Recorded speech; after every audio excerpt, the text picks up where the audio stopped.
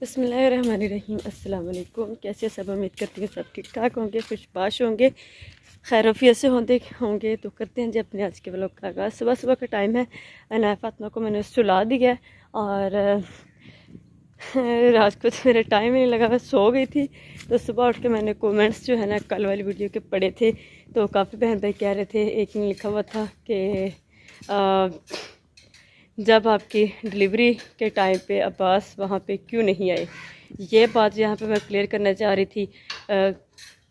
काफ़ी बातें हैं जो क्लियर इसी व्लॉग में करूँगी, लेकिन ये वाली इम्पोर्टेंट बात जो है ना, ये मैं अब्बास के साथ क्लियर करूँगी। जी देखें, पहली बात तो ये कि ये काम में बिजी हैं कि मैं अपने मायके चली गई थी, ससुराल में नहीं थी।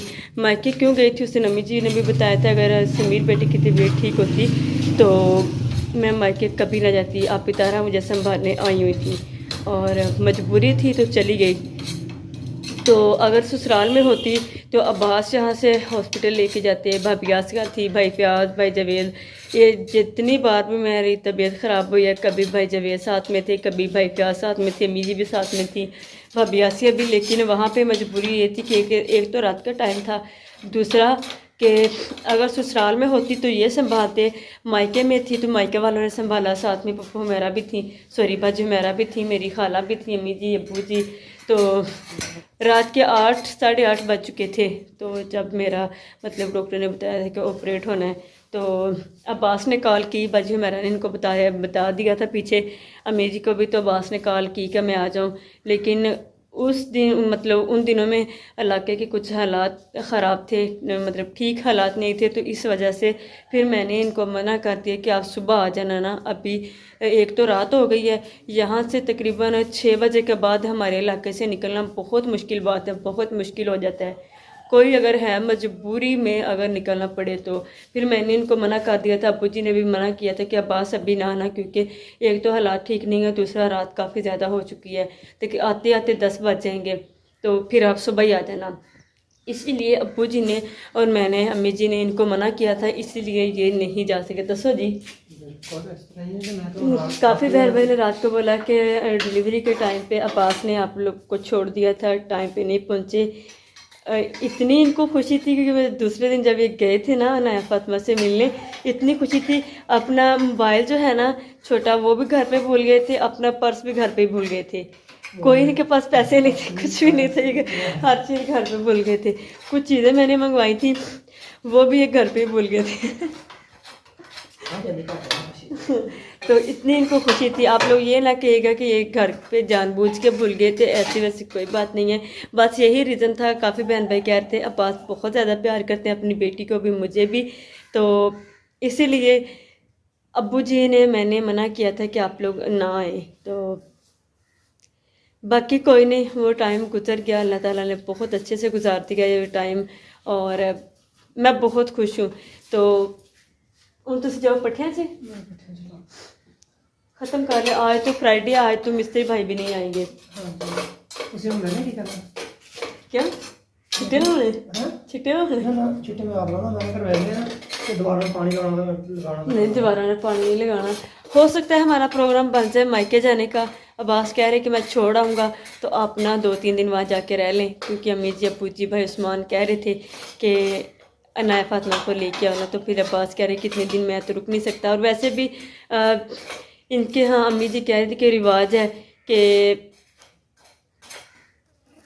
जब बेटी मायके में हो ना, बेगम मायके में हो, तो पीछे से शौहर जो है ना वो मतलब 1-2 रुक के जाता है, 1-2 दिन रुक के जाता है, फ़ौरन जो है ना वो नहीं जाती, क्योंकि फिर रिश्तेदार वाले जो वो बातें करती है, 100 हो जाती हैं आगे पीछे। तो बस इस वजह से तो इन्होंने तो कहा था कि मैं आ जाता हूँ, लेकिन मैं बार बार यही कह रही हूँ कि मैंने मना किया था इनको ना।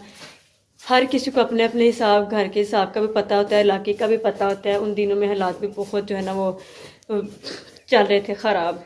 तो हो सकता है जाने की, मायके जाने की तैयारी हो जाए। तो अनाया फातिमा को मैंने सुला दिया। और हाँ, एक और बात यहाँ पे क्लियर करना चाहती हूँ कि कह रहे थे कि मैंने कल बोला कि मैं 2-2 3-3 दिन जो है ना मैंने अब रूम की साफ़ सफाइयाँ नहीं करती।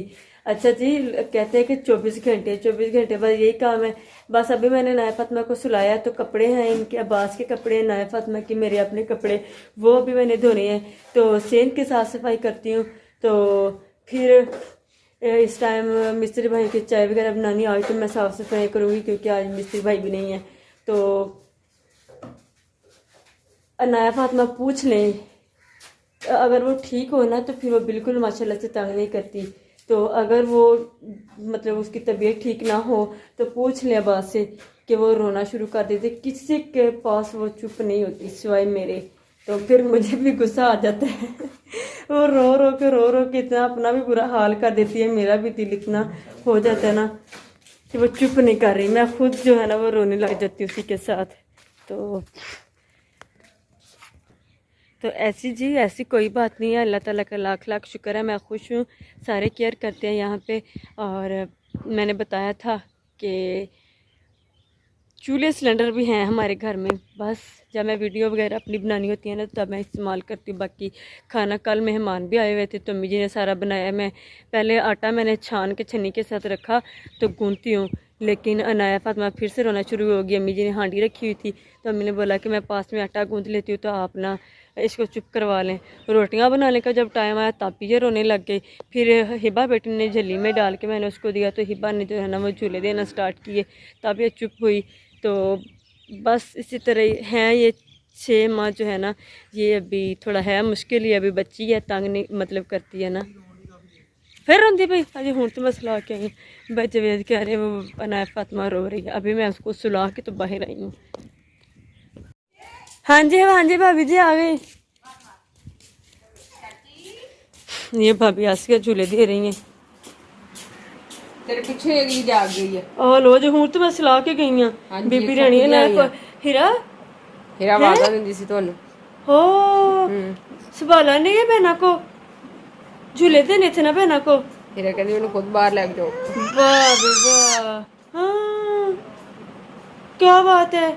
हिबा सिर ਉੱਪਰ ਕੈਪ ਵੀ ਨਹੀਂ ਹੀਰਾ ਲੈਂਦੀ ਹੈਗੀ, ਉਤਾਰ ਦਿੰਦੀ। ਆ ਤੇ ਇਹਨੂੰ ਬੜੀ ਭਾਬੀ ਆਸੀ ਜਿਹੜੀ ਦੂਸਰੀ ਹੈ ਨਾ ਕੱਪੜਿਆਂ ਨਾਲ ਦੀ ਉਹ ਤੰਗ ਸਨ, ਫਿਰ ਮੈਂ ਖੁੱਲੀ ਦਿੱਤੀ, ਮੈਂ ਕਿਹਾ ਕਿੱਥੇ ਲੈ ਕੇ ਜਾਣਗੇ, ਫਿਰ मैं खुली ਦਿੱਤੀ ਇਹਨੂੰ। अभी मेरे बर्तन धोने वाले हैं, सारे कपड़े को तय लगाने वाली है, सिर्फ अब मैं बाहर गई हूँ तो ये फिर पीछे से उठ गई है। अभी मेरा झाड़ू लगाने वाला रहता था लेकिन अनाया फातिमा दोबारा से उठ गई, अब मैंने इसको यहाँ पे रख दिया है, ये खेल रही है माशाल्लाह से। तो मैं बर्तन ये वाले धोने हैं तो ये बर्तन धो लेती हूँ और उसको वो सामने रखा है मैंने ताकि इसको ना यहाँ से देखती रहूँ। बाल्टी को साबुन लगा के गई थी तो ये दोबारा से रोना इसने शुरू कर दिया।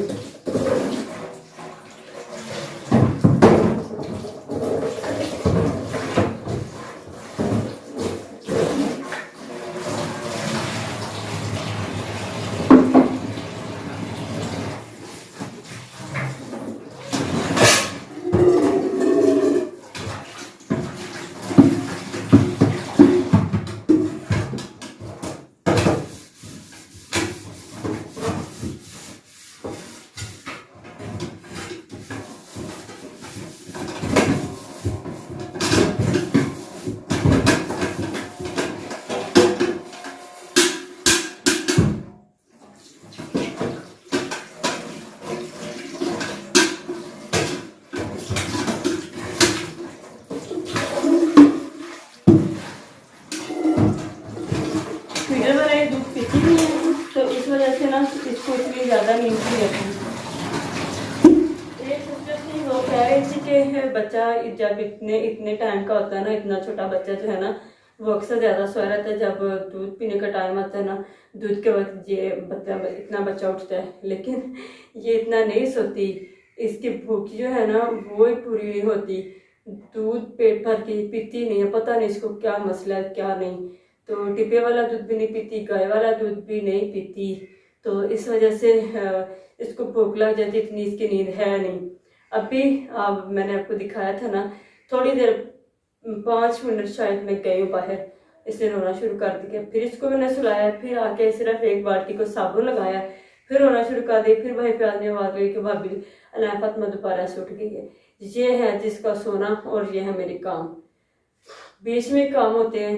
तो कल आधा आटा मैंने गूंदा है, तो फिर अम्मी जी ने बाद में गूंदा आटा, तो ये बस रोना शुरू कर देती है। कभी एक बार रोटियां बना रही होती है तो रोना शुरू कर देती है बीच में। फिर अम्मी कहती है कि रोटियां मैं बनवाती हूँ भाभी ऐसे के साथ, तो आप इसको उठा लें, और किसी के पास ये चुप ही नहीं करती। तो ये है जिसका सीन। मैं फटाफट से बर्तन धो लूँ, बाकी की सारी बातें बाद में।